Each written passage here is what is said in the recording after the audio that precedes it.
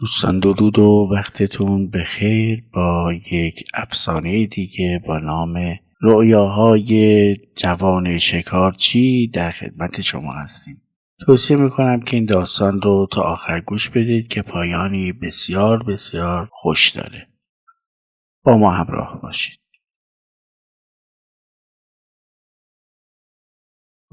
روزگاری یک شکارچی بود که در تیراندازی و دامگستری بر سر راه حیوانات جور با جور رقیب نداشت و هیچ جانوری نبود که در آب یا در هوا یا در روی زمین از دست او فرار کند و جان سالم در ببرد. و با این حال مردی بود بدبخت و فقیر و چه بسا شبها که زن و تنها پسر او چیزی برای خوردن نداشتند و گرسنه می‌خوابیدند. و این فقر و پریشانی همچنان گریبانگیر این شکارچی زبردست بود تا آنکه بیمار شد و در بستر افتاد و روز به روز حال او بدتر شد و دیگر امیدی به زنده ماندنش نبود. خود او که حس کرده بود دیگر نمیتواند از جا بلند شود، همسر خود را صدا زد و گفت: میدانم که دیگر حالم خوب نمی شود. وصیت من این است که کمان و تیردان و همه وسایل شکار و دام و تور و تله و هرچه از این جور چیزها دارم در گوشه‌ای مخفی کن که دست پسرم سردار به آنها نرسد. و در ضمن وقتی سردار بزرگ شد و عقلش رسید، به او درباره کار و حرفه من چیزی نگو تا او دنبال کار و حرفه دیگری برود و به اینجا نرسد که من رسیدم. شکارچی بیمار بعد از این وصیت نفسهای آخر را کشید و جان داد. در آن موقع سردار خیلی کوچک بود و هنوز عقلش نمی رسید. اما سالهای بعد که بزرگ شد گاهی از مادرش می پرسید که پدرم که بود و چه شغل و حرفه‌ای داشت و مادرش بود جواب نمی داد. و باز هم سالها گذشت و سردار جوانی شد، خوش آب و رنگ و باهوش و زرنگ. از کنجکاوی دست بردار نبود و آنقدر از مادرش پرسید تا آنکه او عاقبت تاب نیاورد و گفت: پدرت شکارچی زبردستی بود. هیچ کس در شکار حیوانات فرزی و چابکی او را نداشت، اما همیشه دستش تنگ بود و زندگی ما با فقر و بینوایی می‌گذشت. به همین جهت پدرت دم آخر وصیت کرد که وسایل شکارش را در گوشه‌ای مخفی کنم و از دسترس تو دور نگه دارم و نگذارم که تو از کار و حرفه او خبردار شوی که مبادا عشق به شکار در تو پیدا شود. سردار خندید و گفت: اما من شکار را دوست دارم. در هر قدم و هر ساعت اتفاق تازه‌ای در انتظار شکارچی است. نمیخوام دکانی باز کنم و از صبح تا شب گوشه آن بنشینم و چیزهایی بخرم و بفروشم. من علاقه دارم زندگی پرماجرایی داشته باشم. و هرچه مادرش اصرار کرد که باید از تجربه‌های پدر خدا بیامرزش پند بگیرد و به وصیت او عمل کند فایده نداشت. و چند روز بعد مخفیگاه وسایل شکار پدرش را پیدا کرد و تیردان و کمان و چنگ و تور و تله و دام را در کوله باری بست و راه افتاد و رفت تا رسید به دامن یک تپه بسیار خوش آب و هوا که چشمه ساری از پایان می‌گذشت و نزدیک چشمه دامی درست کرد و رفت پشت تخت سنگی پنهان شد و در کمین نشست. منظره قشنگی جلوی چشمش بود. انواع جانوران از اطراف می آمدند و آب می خوردند و می رفتند. چند بار تیری را از تیردان در آورد و در کمان گذاشت که خرگوش یا آهویی را شکار کند، اما دلش نیامد و چنان محو زیبایی و ظرافت حرکات آنها شده بود که نمی توانست تیری بیاندازد و خون چنین موجوداتی را بریزد. و گاهی به یاد وصیت پدرش می افتاد و به او حق می داد. اما در این وقت ناگاه چشمش به دامی افتاد که نزدیک چشمه پای درختی آماده کرده بود و ماده آهوی بسیار قشنگی را دید که در آن افتاده بود. از کمینگاه بیرون آمد و ماده آهو را دام بیرون آورد و پوزش را بوسید. ماده آهو آنقدر قشنگ بود که سردار از تماشای آن سیر نمی شد. رنگ پوستش خرمایی مایل به طلایی بود و روی گردن و پشت او نقش‌های سفید و زرد بسیار زیبایی داشت. سردار کوله بارش را بر پشت بست و آهو را بغل کرد و به طرف شهر براه افتاد و رفت تا رسید به نزدیکی قصر پادشاه. و یک وقت مردی سوار بر یک اسب سفید سر راهش را گرفت و گفت: آی جوان، این آهوی به این قشنگی را کجا میبری؟ من حاضرم آن را به 10 دینار طلا از تو بخرم. سردار گفت: این ماده آهو فروشی نیست. مردی که سوار بر اسب سفید بود و لباس زربفتی به تن داشت قیمت را بالا برد. سردار حاضر به فروش آهو نشد و باز هم قیمت را بالاتر برد، ولی سردار بر سر حرف اول خود بود و می گفت: این آهو فروشی نیست. سوار زربفت فروش گفت: حالا که قصد فروش آهو را نداری، بگو که می خواهی به آن چه کار کنی. سردار گفت: این آهو در زیبایی نظیر ندارد. می خواهم آن را ببرم و به پادشاه پیشکش کنم. قطعاً پادشاه این پیشکشی را بی جواب نمی گذارد. سوار ناشناس که می دید اصرارش بیفایده است فریاد زد: ای جوان نادان، هر غلطی که دلت می خواهد بکن، اما به زودی از این کارت پشیمان می شوی. سردار معنی حرفهای او را نمی فهمید و آن سوار ناشناس که کسی جز وزیر اعظم پادشاه نبود به اسبش شلاق زد و به تاخت از او دور شد.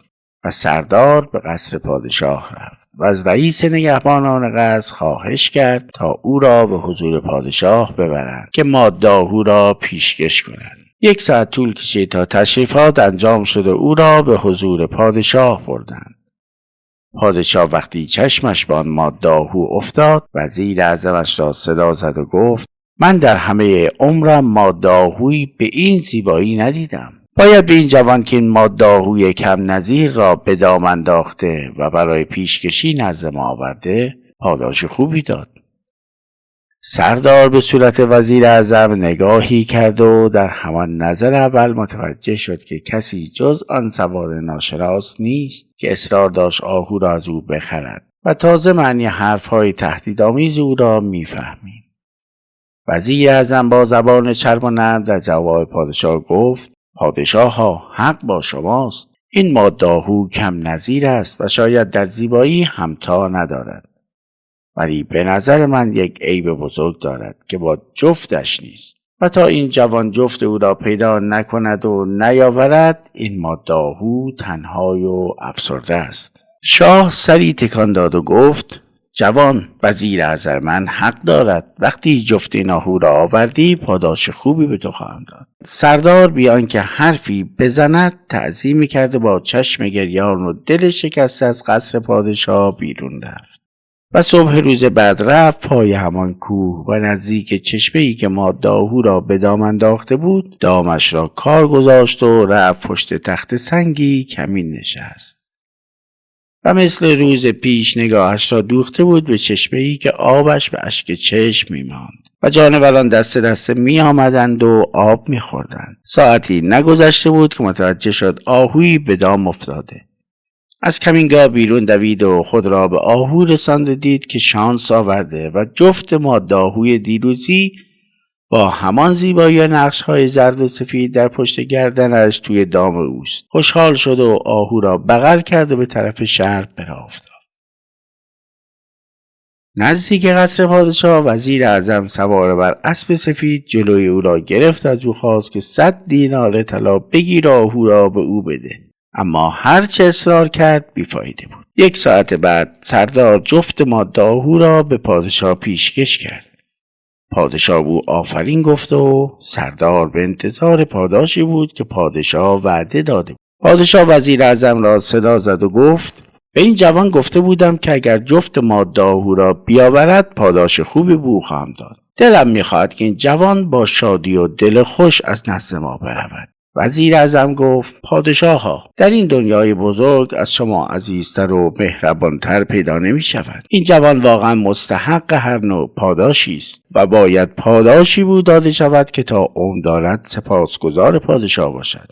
پادشاه پرسید: به نظر تو چه پاداشی به این جوان بدهیم که راضی باشد و با خیال آسود از اینجا برود؟ وزیر اعظم گفت: البته باید این جوان پاداش مناسبی دریافت کند.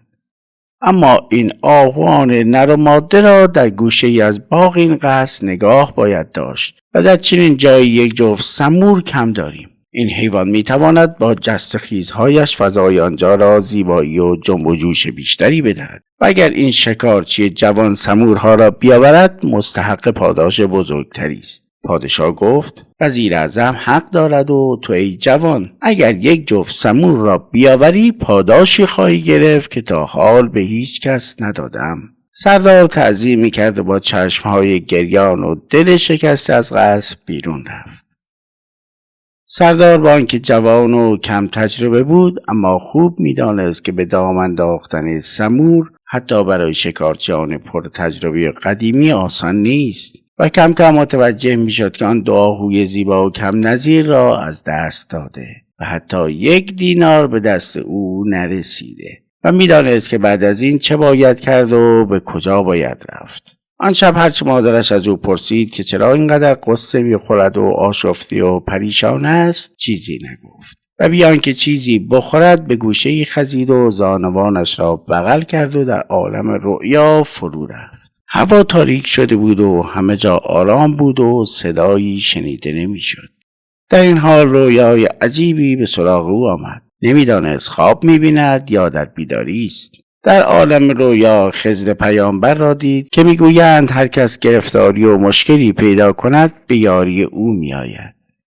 خضر پیامبر که در آستانه در و در چند قدمی ایستاده بود به او گفت جوان آزردگی و نومیدی را فراموش کن. فردا صبح به قصر پادشاه برو و بگو که 1 پیمان نخود و 1 پیمان لوبیا از انبار خاروبار خانه وزیر بیاورند و به تو بدهند و اگر خواستند نخود و لوبیا را جای دیگری به تو بدهند قبول نکن و بگو که حتما باید از انبار خاروبار خانه وزیر باشد و این 2 پیمان نخود و لوبیا را بردار و برو به دروازه شهر. از آنجا به بعد در هر چند قدم 1 دانه نخود و 1 دانه لوبیا جلوی پای خودت بیانداز و پیش برو تا نخود و لوبیاها تمام شود. در آن موقع میرسی به 1 درخت گردو در کنار 1 چشمه. در آنجا استراحتی بکن. من مطمئنم بعد از چند دقیقه سمورهای زیادی را جفت جفت در اطراف خودت میبینی. 1 جفت از آن سمورها را انتخاب کن و به قصر پادشاه برو. سردار چشمهایش را باز کرد. هیچ کس را در اطراف خود ندید. اما همه جا بوی عطر و عنبر میداد و حس میکرد که دیگر مایوس و دل‌آزرده نیست. صبح روز بعد به قصر پادشاه رفت و 1 پیمان نخود و 1 پیمان لوبیا از انبار خاروبار خانه وزیر را مطالبه کرد و همه نخود و لوبیاها را در 1 کیسه ریخت و از شهر بیرون رفت و پایش را دروازه که بیرون گذاشت در هر چند قدم 1 دانه نخود و 1 دانه لوبیا را جلوی پای خودش می‌ریخت و به همین ترتیب رفت و رفت و رفت تا هرچه نخود و لوبیا در کیسه بود تمام شد. آن وقت اطرافش را نگاه کرد و 1 درخت گردو را دید در کنار 1 چشمه. خسته شده بود. رفت و زیر درخت گردو دراز کشید و چشمهایش را بست و چرتی زد. وقتی چشمهایش را باز کرد در اطرافش صدها جفت سمور را دید. هر دانه نخود به 1 سمور ماده و هر دانه لوبیا به 1 سمور نر تبدیل شده بود. از میان سمورها 1 جفت را که از همه قشنگتر و پر جنب و جوشتر بودند انتخاب کرد. آنها را بغل کرد و به طرف شهر براه افتاد. وقتی رسید به نزدیک قصر پادشاه وزیر اعظم سوار بر اسب سفید جلوی او را گرفت و گفت جوان آن 2 آهو را به من نفروختی. بسیار خوب. هرچه بود گذشت و نتیجهش را دیدی. حالا 1 جفت سمور را به هر قیمتی که میخواهی به من بفروش و برو 1 جفت سمور دیگر را برای پادشاه بیاور. قول میدهم که پادشاه را وادار کنم برای آن 2 آهو و آن 2 سمور پاداش خوبی به تو بدهد. گمان میکنم متوجه شده باشی که پادشاه بدون مشورت با من آب نمیخورد. پس چرا میخواهی به بخت خودت لگد بزنی؟ سردار حرفهای او را ناشنیده گرفت و راهش را گرفت و رفت و دوان دوان خود را به قصر پادشاه رسانید. وزیر اعظم طوری غضبناک شده بود که دلش می‌خواست این جوان را زیر دست و پای اسب خود لگدکوب کند. اما 1 ساعت بعد سردار در حضور پادشاه بود و آن یک جفت سمور بسیار قشنگ و پر جنب و جوش را به پادشاه پیشکش کرد. پادشاه وقتی آن 2 سمور را دید با آن جوان آفرین گفت و سردار دیگر شک نداشت که این بار پاداش بسیار خوبی از پادشاه میگیرد و میرود و این داستان تمام میشود. اما این بار هم وزیر اعظم بعد از آن که پادشاه دستور داد بهترین پاداش را به سردار بدهد گفت پادشاه ها در شرق و غرب پادشاهی است و بزرگتر و داناتر و تواناتر وجود ندارد و چون این پادشاهی باید تختش از همه پادشاهان زیباتر و باشکوه‌تر باشد. این جوان که میتواند هر نوع جانوری را به دام بیندازد قطعا در شکار فیل هم مهارت دارد و میتواند چنین تختی را از عاج فیل بسازد. پادشاه گفت جوان، میبینی که وزیر اعظم من چقدر داناست و چیزهایی را میبیند و متوجه میشود که به عقل هیچ کس نمیرسد. در اینجا هم حق با اوست. اگر چند فیل غول پیکر شکار کنی و از عاج آنها چنین تختی برایم بسازی، هرچه بخواهی آرزو کنی به تو خواهم داد. اما اگر نتوانی دستور میدهم گردنت را بزنند. سردار این بار هم با چشم گریان و دل شکسته از قصر بیرون رفت و مایوس افسرده به خانه رسید. و آن شب هم چیزی نخورد و گرسنه و درمانده به کنجی خزید و چشمهایش را بست و در عالم رویا فرو رفت. بار دیگر حضرت به خضر پیامبر را دید که در آستانه در و در چند قدمی او ایستاده میگوید فرزندم، افسردگی و نومیدی را از خودت دور کن. فردا صبح نزد پادشاه برو، به او بگو که اگر میخواهد تخت بیمانندی از عاج داشته باشد باید 700 شتر و 700 ساربان و 700 کوزه بزرگ پر از شراب در اختیار تو بگذارد با بهترین نجارها و سنگ تراشان و مجسمه سازان و آهنگران و غیره. در ضمن اره و تیشه نجار باید از طلا باشد و پتک و سندان آهنگر از نقره و همه چیز را باید وزیر اعظم از اموال شخصی خودش بدهد. و اما فرزند عزیز من، وقتی همه چیز فراهم شد با این کاروان به طرف هندوستان حرکت کن. بعد از 7 روز راه نوردی و گذشتن از 7 کوه و 7 رود به جایی میرسی که چند چشمه از وسط سنگ بیرون میآیند و با هم یکی میشوند و دریاچه‌ای درست میکنند. هر روز فیلها میآیند از این دریاچه آب میخورند. تو باید دستور بدهی که 700 کوزه بزرگ پر از شراب را در این دریاچه کوهک بریزند. فیلها به محض آنکه آب آلوده به شراب را خوردند از خود بی خود می شوند و مست و بی حال به زمین می افتند. و آن وقت نجارها می توانند بی ترس و خطر دندانهایشان را اره کنند و بعد از این کار نوبت هنرمندان و صنعتگران است که تخت با شکوهی از عاج بسازند. در این وقت سردار چشمهایش را باز کرد. هیچ کس در آستانه در نبود، اما در همه جا بوی عطر و عنبر می آمد و دیگر درماندگی و نومید نبود، بلکه شاد بود و آسوده خاطر. فردای آن شب سردار به دربار پادشاه رفت و در آنجا شرح داد که چه چیزهایی لازم دارد و در این سفر چه کسانی را همراه خود به هندوستان خواهد برد.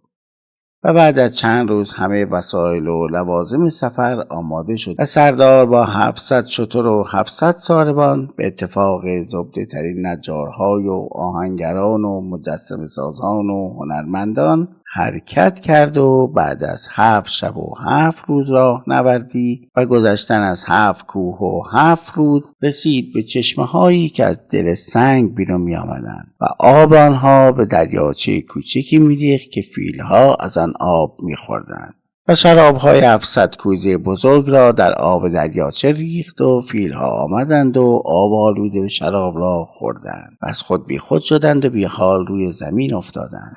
و نجارها دندانهایشان را اره کردند و صنعتگران در کارگاهی که در کنار دریاچه ساخته بودند بعد از چندین شبانه روز کار و زحمت تخت باشکوهی از عاج ساختند که هیچ کس نظیرش را ندیده بود. و بعد از آماده شدن تخت بیمانند حرکت کردند و بعد از 7 شب و 7 روز راهنوردی به قصر پادشاه رسیدند.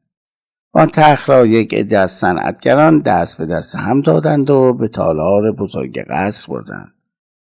پادشاه وقتی به تالار آمد و تخت عاج را دید، دهانش از تعجب باز ماند و به سردار که در مقابل او ایستاده بود گفت: آفرین بر تو، تختی برایم ساختی که هیچ پادشاهی ندارد و حالا نوبت توست که بگویی چه آرزویی داری و از من چه میخواهی. قول میدم که هرچه بخواهی در اختیارت بگذارم. اما پیش از آن که سردار حرفی بزند، وزیر اعظم پیش دوید و گفت: پادشاها، این تخت عاج زیبنده شماست که داناترین و تواناترین پادشاه روی زمین هستید. جان من فدای شما باد. اما این جوان هوشیار و زرنگ در این مدت نشان داده که هر کاری از او برمی آید. قشنگترین ماده‌ها را به پادشاه پیشکش کرد. جفت او را گرفت و آورد. یک جفت سمور بسیار زیبا را گرفت و پیشکش کرد. و حالا تختی از عاج با خود آورده که نظیر ندارد. اما هنوز یک چیز باقی مانده که اگر اجازه می‌فرمایید به عرض برسانم. پادشاه پرسید: چه چیز باقی مانده؟ وزیر گفت: پادشاها، موضوعی که میخواهم عرض کنم بسیار ظریف است و دقیق. تا آنجا که من میدانم پیش از شما پدرتان پادشاه این سرزمین بود و پدر من وزیر اعظم او بود. ولی حالا آنها کجا هستند؟ جواب ساده است: پدران ما در دیار مردگان هستند. آرزوی من آن است که از آنها خبری داشته باشیم. پادشاه که در فکر فرو رفته بود گفت: وزیر اعظم درست میگوید. من هم آرزو دارم که بفهمم آنها در دیار مردگان چه میکنند و دلم میخواهد پیغامی یا نامه ای از آنها برسد. وزیر اعظم گفت: اگر این جوان که از عهده هر کاری برمی آید پیغامی یا نامی از آنها برای ما بیاورد، من هرچه دارایی و ثروت دارم به او میبخشم. پادشاه گفت: اگر پیغام یا نامه آنها را بیاورد این قصر را به او میدهم و هرچه بخواهد و آرزو کند به او میبخشم. ولی اگر موفق نشود فرمان میدهم که جلاد گردنش را بزند. سردار که دلش خون بود و چشمش اشک آلود گفت: تا فردا به من فرصت بدهید که جواب شما را بدهم. سردار درمانده شده بود. وقتی به خانه رسید چنان پریشان بود که مادرش برای او نگران شد و گفت: پسرم، درد دلت را به من بگو.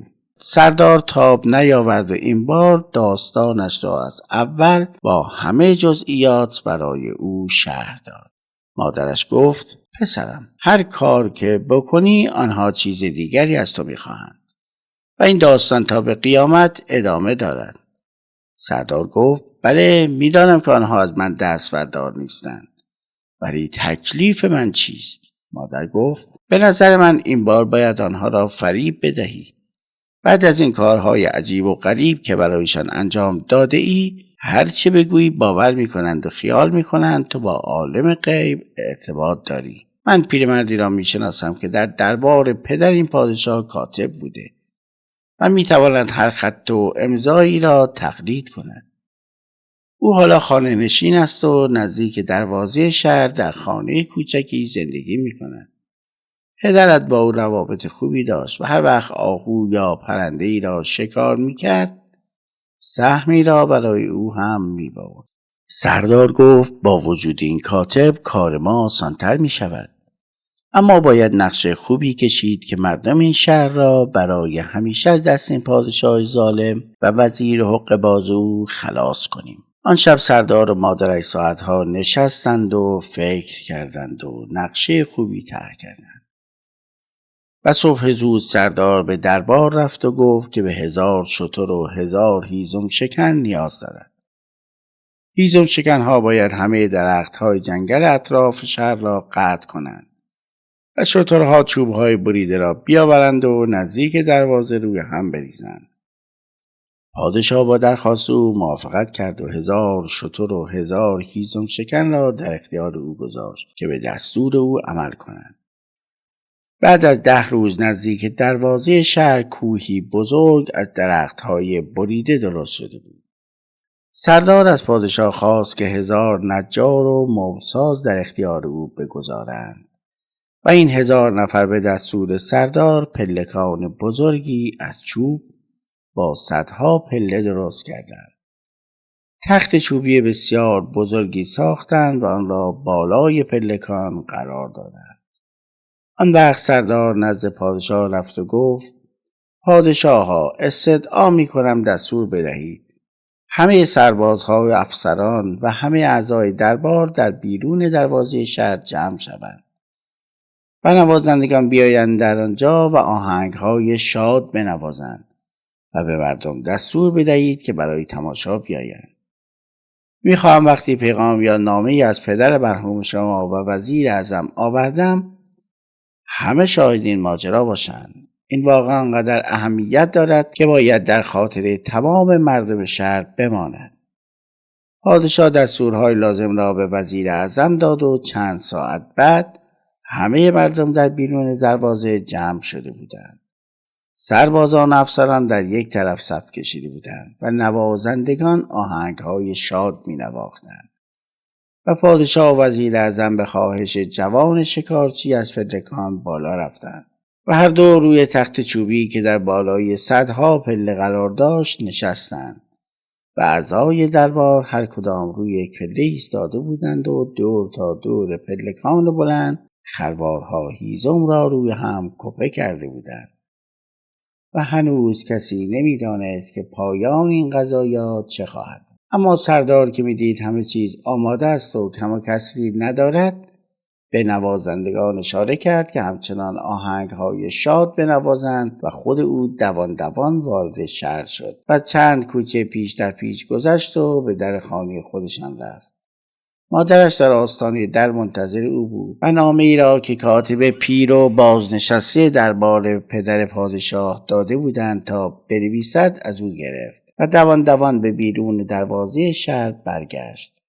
در آنجا هنوز نوازندگان آهنگهای شاد می نواختند و مردم در اطراف به تماشا ایستاده بودند و سربازان و افسران صف کشیده بودند و سردار نامه را به یکی از اعضای دربار داد که روی پله اول ایستاده بود و این نامه دست به دست از یک پله به پله بالاتر رفت و عاقبت به دست پادشاه و وزیر اعظم او که بر فراز تخت چوبی نشسته بودند رسید.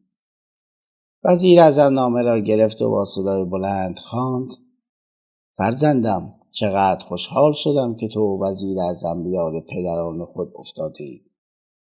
ما در اینجا در بهشت هستیم و هیچ غم و غصه‌ای نداریم، اما آرزو دارم که تو وزیر اعظم را در اینجا ببینم و منتظرم که شما بیایید و امروز و امشب در بهشت مهمان ما باشید. ما از اینجا همه چیز را به چشم می‌بینیم و از هر واقعی که در اینجا اتفاق بیفتد خبر داریم.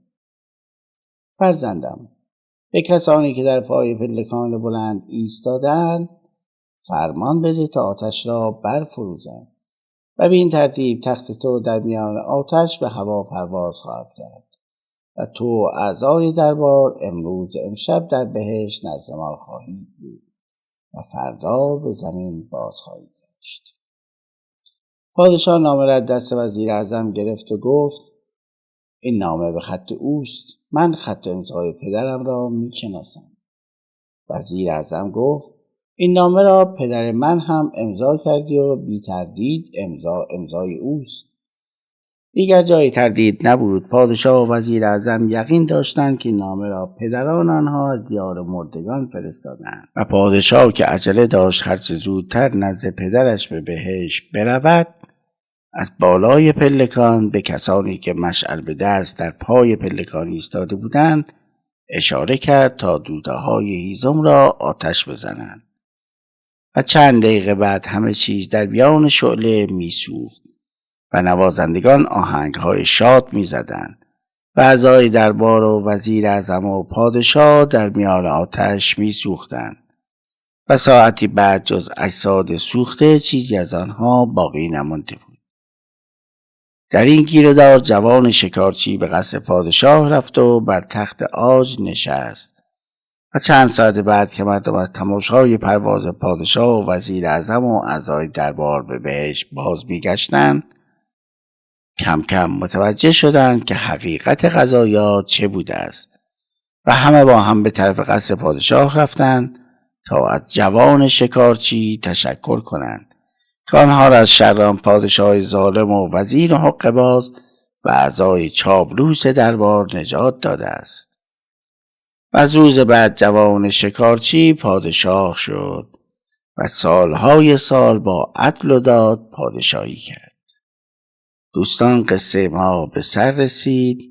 امیدواریم که قصه های شما هم به سر برسه. حق یارتان.